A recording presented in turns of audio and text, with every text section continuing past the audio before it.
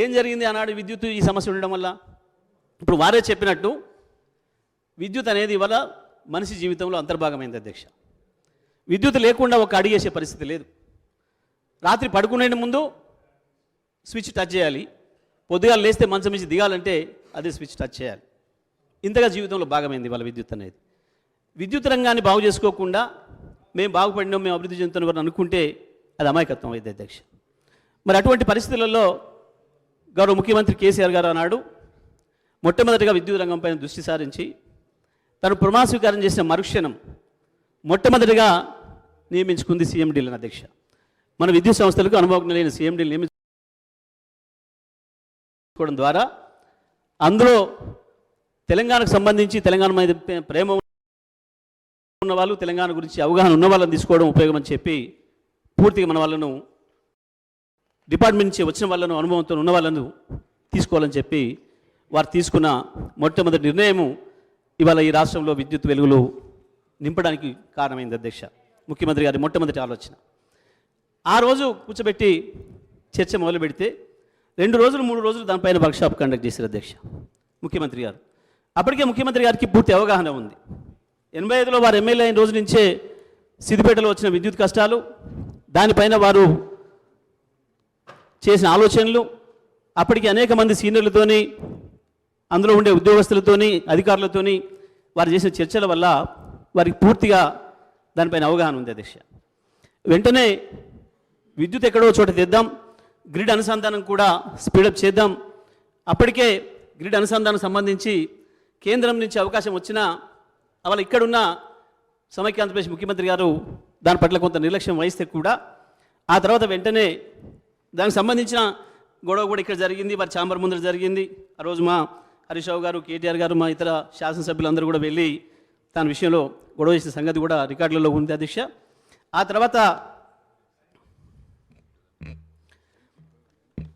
దాని నుంచి ముందుగా దాన్ని పూర్తి చేసుకుందాం. భారతదేశంలో ఇతర ప్రాంతాల్లో కొంత లభ్యత ఎక్కువగా ఉంది. మన దగ్గర వెంటనే ఉత్పత్తి చేయడం కష్టమైనప్పటికీ కూడా ఛత్తీస్గఢ్ నుంచి కూడా తీసుకోవడానికి అవకాశం ఉందని చెప్పి ఆ లైన్ కూడా వెంటనే పూర్తి చేసుకోవడానికి, ల్యాండ్ ఎక్వేషన్ సమస్యలు అంటే కూడా స్వయంగా గౌరవ ముఖ్యమంత్రి గారి వాటిని కోఆర్డినేట్ చేసి ఇక్కడి నుంచి వెళ్ళి ఎప్పటికప్పుడు ఇన్స్ట్రక్షన్స్ ఇస్తూ అక్కడ ఉండే స్థానిక శాసనసభ్యుల్ని, మంత్రులందరినీ కూడా, ఆ జిల్లాలకు సంబంధించిన మంత్రులు కూడా సెన్సిటైజ్ చేసి అక్కడ వెంటనే పూర్తి చేయడానికి, ఆ సమస్యలు ల్యాండ్ ఎక్వేషన్ సమస్యలు రాకుండా తొందరగా పూర్తి చేయించడానికి అన్ని ఏర్పాటు చేయడంతో ముందుగా ట్రాన్స్మిషన్ సిస్టమ్ను, డిస్ట్రిబ్యూషన్ సిస్టమ్ను వెంటనే అభివృద్ధి చేయాలని చెప్పి వారికి ఆదేశాలు ఇవ్వటం. మరి ఈ పరిస్థితులలో ఏం చేయాలి? మనం డబ్బులు లేవు సంస్థల దగ్గర, అప్పటికీ అప్పుల్లో ఉన్న విషయం మనకు తెలుసు. ఎందుకంటే స్వయంగా ఇప్పుడు వారిచ్చిన దాంట్లో కూడా ఉంది. ట్రాన్స్కో 800 కోట్లతో 8,000 కోట్లతో అప్పుల్లో ఉంది.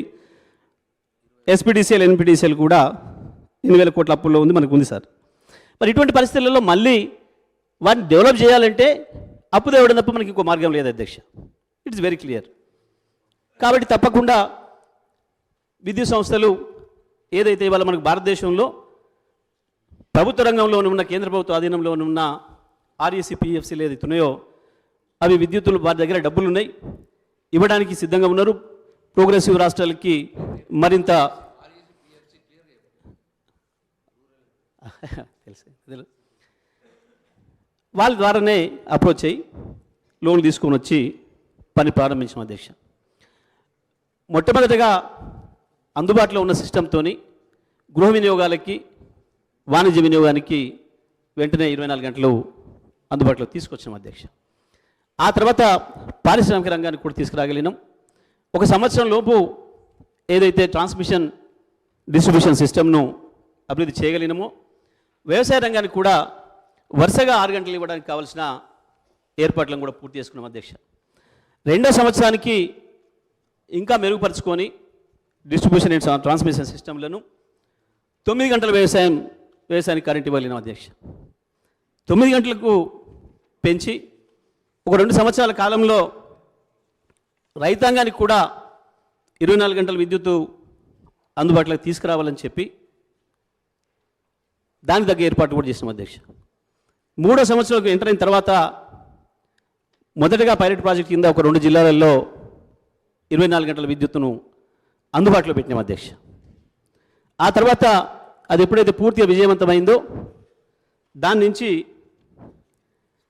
మొత్తం రాష్ట్రానికి కూడా రైతాంగానికి 24 గంటల విద్యుత్తును అందుబాటులోకి తీసుకురావడానికి అవకాశాలను మెరుగుపరిచాం అధ్యక్ష. దీని కొరకు మేము అభివృద్ధి చేసిన మేము ఖర్చు పెట్టిన పైసలు కావచ్చు, దానికి ఎగనెస్ట్గా మేము చేసిన డెవలప్మెంట్ సంబంధించిన అంశాలను కూడా ఈ సభ ముందు ఉంచుతాను అధ్యక్ష. 2014లో ఏదైతే కాంట్రాక్ట్ కెపాసిటీ థర్మల్ విద్యుత్తులో దీంట్లో 7,778 ఉందో, మేము ఈనాటికి ఆ రోజుకే దాదాపుగా 14,000 తీసుకొచ్చినాం. ఇవాళ దాన్ని 18,567 మెగావాట్ల కాంట్రాక్ట్ కెపాసిటీతో ఇవాళ మన విద్యుత్ సంస్థలు బ్రహ్మాండంగా మొన్న 15,430 పైగా 440 పైగా పీక్ డిమాండ్ వచ్చినప్పటికి కూడా ఒక నిమిషం కూడా విద్యుత్ కోత లేకుండా అందించే స్థితికి చేరుకున్నాం అధ్యక్ష. దీనికి మేము ట్రాన్స్కోలో మేము చేసిన ఆస్తుల డెవలప్మెంటు 2014 నాటికి ఉన్న 400 kV సబ్స్టేషన్లు 6 అధ్యక్ష. ఈరోజు 25 అయిన అధ్యక్ష, 19 400 kV సబ్స్టేషన్లు పెంచినాం అధ్యక్ష. అదేవిధంగా 220 kV సబ్స్టేషన్లు 51 ఉంటే ఆ రోజు ఇవాళ 103 చేసాం అధ్యక్ష, 52 పెంచినాం అధ్యక్ష. 400 kV 6 నుంచి 25 అంటే 19 పెంచినాం, 300% పెంచినాం. 220 kV 51 నుంచి 103 అంటే 52 పెంచినాం, 100% పెంచినాం అధ్యక్ష. 133 kV సబ్స్టేషన్లు 176 నుంచి 250 చేసినాం అధ్యక్ష, 74 పెంచినాం అధ్యక్ష. మొత్తం టోటల్ ఈహెచ్డి సబ్స్టేషన్లు 233 నుంచి 378 చేసినాం అధ్యక్ష. అదేవిధంగా ఈహెచ్డి లైన్లు 16,379 సర్క్యూట్ కిలోమీటర్స్ ఉంటే ఇవాళ 27,986 అంటే 11,607 సర్క్యూట్ కిలోమీటర్స్ లైన్స్ను మేము కొత్తగా అభివృద్ధి చేసినాం అధ్యక్ష. ట్రాన్స్ఫర్మేషన్ కెపాసిటీని కూడా ఇవాళ ఆ రోజు 14,973 MVA ఉంటే ఇవాళ 39,345 MVAకి పెంచినాం అధ్యక్ష. అంటే దాదాపు 40,000 మెగావాట్ల వరకు కూడా వీటిని సరఫరా చేయడానికి కావాల్సిన పద్ధతుల్లో దీన్ని అభివృద్ధి చేసినాం అధ్యక్ష. డిస్కామ్స్కి సంబంధించి కూడా ఆ రోజు 33 kV సబ్స్టేషన్లు 2138 ఉంటే ఈరోజు అవి 3200 చేసినాం అధ్యక్ష. అంటే 1060 సబ్స్టేషన్లను 33 kVలో పెంచుకున్నాం అధ్యక్ష. లైన్ కూడా ఆ రోజు 4,89,000 33 kV 11 kV ఎల్టీ లైన్లు ఉంటే ఈరోజు 6,72,000 కిలోమీటర్లకు దాన్ని పెంచుకోగలిగాం అధ్యక్ష. అదేవిధంగా పీటీఆర్లు ఆ రోజు 3,272 ఉంటే ఇవాళ 5,672 అంటే దాదాపు 2,400 పీటీఆర్లు కూడా పెంచాం అధ్యక్ష. డిటిఆర్స్ డిస్ట్రిబ్యూటెడ్ ట్రాన్స్ఫార్మర్స్ 4,67,000 ఆ రోజు ఉంటే 8,56,000 ఇవాళ మేము ఇవ్వగలిగిన అధ్యక్ష. 3,89,000 కొత్త ట్రాన్స్ఫార్మర్లను కూడా ఇచ్చాం అధ్యక్ష. ఇది మొత్తం కూడా ఈవెన్ అగ్రికల్చర్ సర్వీస్కి సంబంధించి కూడా ఆ రోజు ఉన్న వాటి నుంచి ఈరోజు ఆ రోజు 19 లక్షలు ఉంటే ఇవాళ దాదాపు 28 లక్షలకు 27.5 లక్షలకు తీసుకురాగలిగినాం అధ్యక్ష. ఈ రకంగా మేము తీసుకొచ్చిన ఇన్వెస్ట్మెంట్ ఏదైతే ఉందో దాన్ని ట్రాన్స్మిషన్ డిస్ట్రిబ్యూషన్ సిస్టమ్స్ను డెవలప్ చేసుకోవడానికి, ఎందుకంటే అధ్యక్ష ఎండు రిజల్ట్ కావాలంటే ఎండు పాయింట్ విద్యుత్ చేరాలంటే జనరేషన్ ఏదైతే చేస్తారో జనరేటింగ్ స్టేషన్లో ఉత్పత్తి అయ్యేది కేవలం స్విచ్ వైడ్ వరకు వస్తుంది అధ్యక్ష. అక్కడి నుంచి 33 kV లెవెల్ వరకు ట్రాన్స్మిషన్ సిస్టమ్ తీసుకొస్తుంది అధ్యక్ష. ఆ తర్వాత నుంచి డిస్ట్రిబ్యూషన్ కంపెనీస్ వాటిని పంపిణీ చేస్తాయి అధ్యక్ష. మరి ఇవి జరగాలి అని అంటే డబ్బులు లేకుండా ఊగిన వాటంతలే జరగాల్సి ఉండే. మీరు ఏదో అప్పు తెచ్చిండ్రు, అప్పు తెచ్చిన అప్పులో కూడా సగాని పైన తీర్చాం అధ్యక్ష. ఇవాళ వీళ్ళు ఆ రోజు ఇచ్చిపోయిన 22,000 కోట్లను తీసేస్తే ఇవాళ మేము తెచ్చిన అప్పులో సగం అప్పు పైగా ఇప్పటికి తీర్చేసినాం. మా డిస్ట్రిబ్యూషన్ ద్వారా ట్రాన్స్మిషన్ ద్వారా తీసుకొచ్చిన అప్పులు ఏదైతున్నాయో సగాని పైన అప్పులు తీర్చాం అధ్యక్ష. ఒకవైపు ఆస్తి తిరిగా ఉంది, మేము తీసుకొచ్చిన అప్పులు కూడా తీర్చాం అధ్యక్ష. దాదాపు 50,000 కోట్ల పైగా ఇప్పటికీ అప్పులు కూడా తీర్చాం అధ్యక్ష, అందులో సందేహం లేదు. తప్పకుండా చేయాల్సిన పని విధి. మరి మీలాగానే మేము కూడా కూర్చుంటే అప్పు అయితే ఎట్లా భయపడితే ఈ రాష్ట్రం ఇట్లా ఉండేది కాదు అధ్యక్ష. ఇవాళ భారతదేశానికి ఎవరైనా అంతర్జాతీయ పారిశ్రామికవేత్తలు రావాలి, పరిశ్రమలు పెట్టాలి ఈ దేశంలో అంటే చక్కగా కనపడేది తెలంగాణ, అది హైదరాబాద్ మాత్రమే అధ్యక్ష. అంటే దానికి కారణం మనం ఇచ్చిన 24 గంటల నిరంతర విద్యుత్తు ప్రధానమైన కారణం. దానికి మిగతా అన్ని అంశాలు చూడనిప్పటికీ కూడా మన నాయకత్వం, మన మీద ఉండే విశ్వాసాలన్నిటితో పాటు ప్రధానమైంది విద్యుత్తు, నీళ్ళు అనే విషయం మనందరూ కూడా తెలుసు అధ్యక్ష. హైదరాబాద్ నగరం కూడా ఇవాళ ఇంత నిమ్మలంగా ఉన్నది అంటే 24 గంటల విద్యుత్తో పాటు నీళ్ళు అందుబాటులోకి తీసుకురావడం ప్రధానమైందనే విషయం కూడా మనకు తెలుసు అధ్యక్ష. ఇవాళ మంచినీళ్ళు రావాలన్నా విద్యుత్తే, వ్యవసాయం జరగాలన్నా తెలంగాణలో విద్యుత్తే. తెలంగాణలో విద్యుత్ లేకుండా వ్యవసాయం జరిగే పరిస్థితి లేదు అధ్యక్ష. లిఫ్ట్ ఇరిగేషన్లే మన బతుకు మనకున్న టెరైన్ ప్రకారం. కాబట్టి మొట్టమొదటిగా చేసుకోవాల్సింది విద్యుత్ రంగానే అభివృద్ధి. కాబట్టి ఇవాళ కేసీఆర్ గారు దాన్ని దృష్టిలో పెట్టుకునే భారతదేశంలో ఇవాళ తెలంగాణ నెంబర్ 1గా నిలిపింది అంటే విద్యుత్ రంగం అనే విషయం ప్రతి ఒక్కరు కూడా మనకు తెలుసు అధ్యక్ష. ఆ రోజు ఇంకా ఏముండే అధ్యక్ష పరిస్థితులు, తెలంగాణ వచ్చినాడు ఏముందో చెప్తే ఎందుకో వీళ్ళు పాపం ఆగమవుతున్నారు అధ్యక్ష. ఆ రోజు ఉన్నది కేవలం 5-6 వేల విద్యుత్ అందుబాటులో ఉంటే ఉన్నదానికి 2700 లోటు ఉంది అధ్యక్ష. అప్పటికే పునర్విభజన చట్టంలో మనకు 53.5% ఇవ్వాలని చెప్పినప్పటికి కూడా ఆ రోజు అటు పక్కన ఆంధ్రప్రదేశ్ ప్రభుత్వం సహకరించకపోవడమే కాకుండా ద్రోహం చేసే పద్ధతుల్లో మనకున్న సీలేరు పవర్ ప్రాజెక్టును కొట్టేయడానికి అక్కర లేకున్న వాళ్ళు ఆ 7 మండలాలని మన ఖమ్మం జిల్లా నుంచి తీసుకోవడానికి ఆనాటికి ఆ పక్క రాష్ట్ర ముఖ్యమంత్రి గారికి కేంద్రంలో ఉన్న పలుకుబడిని ఉపయోగించి వాటిని బలవంతంగా తీసుకొని పోయి కేవలం మన విద్యుత్ అవసరాలని దృష్టిలో పెట్టుకొని తెలంగాణ రాష్ట్రం మళ్ళీ ఆగం కావాలి, తెలంగాణ ఎందుకు తెచ్చుకున్నాం అనుకున్న పరిస్థితిని తేవాలని చెప్పి ఒక ఉద్దేశపూర్వకంగా కుట్రపూర్వకంగా చేసిన పని వల్ల కూడా మనకు ఆ రోజు ఇబ్బంది ఎదురైంది అధ్యక్ష. దాంతోపాటు మనకు ఇవ్వాల్సిన 1700 మెగావాట్ల విద్యుత్తును మన షేరు కూడా ఇవ్వకుండా ఇతర జనరేటింగ్ స్టేషన్ల నుంచి, అంతేకాకుండా ప్రైవేట్ వాళ్ళ నుంచి కొనడానికి ప్రయత్నం చేస్తే కూడా వాళ్ళని కూడా పిలిపించి భయపెట్టించి మీరు తెలంగాణకు విద్యుత్ అమ్మొద్దు అని చెప్పి వాళ్ళని కూడా ఇబ్బంది పెట్టే సందర్భం ఉంది అధ్యక్ష. వాళ్ళు ముఖ్యమంత్రి గారు లేరు కానీ ముఖ్యమంత్రి గారు కూడా ఆ రోజు అదే పార్టీలో ఉన్నారు, ఇదే సీట్లో ఇక్కడ ఉన్నారు అధ్యక్ష ఆ రోజు కూడా. అటువంటి పరిస్థితుల్లో వాటన్నిటి కూడా ఎదుర్కొని తట్టుకొని తెచ్చుకున్న తెలంగాణను నిలబెట్టుకోవాలి. ఎన్నో ఆకాంక్షలతో ఈ తెలంగాణ తెచ్చుకున్నాం, 60 ఏళ్ళు దెబ్బతిన్నాం, 60 ఏళ్ళు నష్టపోయిన దాన్ని ఎంత వీలైతే అంత తొందరగా సరి చేసుకోవాలన్న ఉద్దేశంతోనే అవాళ కేసీఆర్ గారు ఈ చర్యలన్నీ తీసుకున్న విషయం మనకు అందరూ కూడా తెలుసు అధ్యక్ష.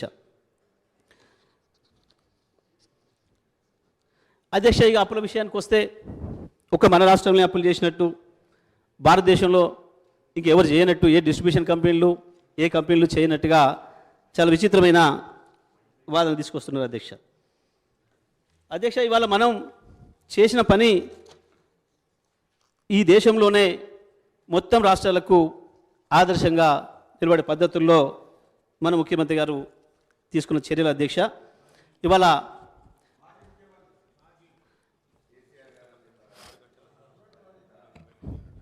అధ్యక్ష ఇక ప్రతిదీ వారి శ్వేతపత్రంలో కూడా చాలా విషయాలు ఉన్నట్టుగా పొందుపరచాల్సిన పరిస్థితి వచ్చింది వాళ్ళకు.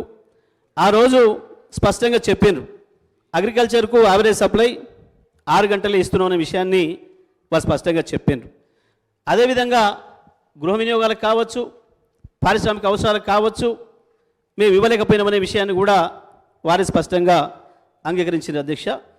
ఇందులో ఫైనాన్స్కు సంబంధించి ఎక్కడ కూడా పెద్ద తేడాలు లేవు అధ్యక్ష. డిస్కామ్లకు సంబంధించి స్పష్టంగా చెల్లింపులు ఉన్నాయి, రాబడులు కూడా ఉన్నాయి అధ్యక్ష. రావాల్సినవి ఉన్నాయి, చెల్లించాల్సినవి ఉన్నాయి. ఒక ఫైనాన్షియల్ ఇన్స్టిట్యూషన్కి అది ఎప్పటికీ ఉంటుంది, నిరంతరమైన ప్రక్రియ.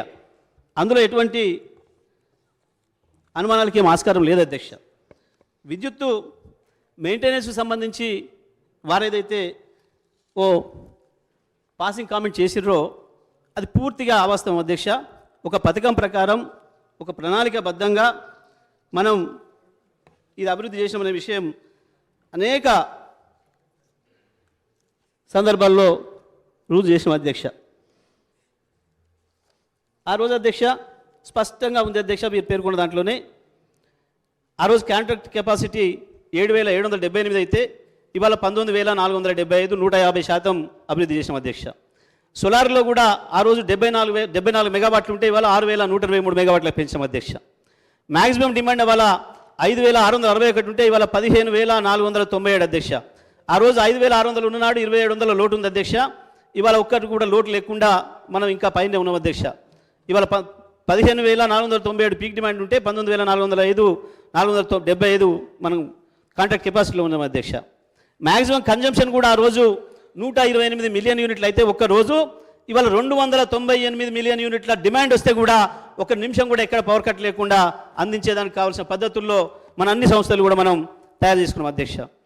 పర్ క్యాపిటా విషయంలో కూడా అధ్యక్ష ఆ రోజు 1,356 యూనిట్లు పర్ క్యాపిటా ఉంటే ఇవాళ 2,349 అంటే 73% పైగా ఇవాళ మన పర్ క్యాపిటా పెరిగింది అధ్యక్ష. అగ్రికల్చర్ సప్లై మనకందరికీ తెలుసు అధ్యక్ష, 6 గంటల నుంచి ఇవాళ 24 గంటలకు పెంచుకున్నాం అధ్యక్ష. ఈవెన్ కన్జ్యూమర్స్ కూడా ఆ రోజు 1,11,00,000 ఉంటే ఇవాళ 1,82,00,000 మంది కన్జ్యూమర్స్ కూడా ఒక్క నిమిషం కూడా ఎటువంటి అంతరాయం లేకుండా నాణ్యమైన విద్యుత్తును మనం అందించగలుగుతున్నాం అధ్యక్ష. ఎంప్లాయీస్కి సంబంధించి కూడా ఆ రోజు ఇవాళ 30,000 శాశ్వత ఉద్యోగులు, ఆర్టిజన్లను కూడా 22,700 మందిని మనం రెగ్యులేట్ చేసుకున్నాం అధ్యక్ష.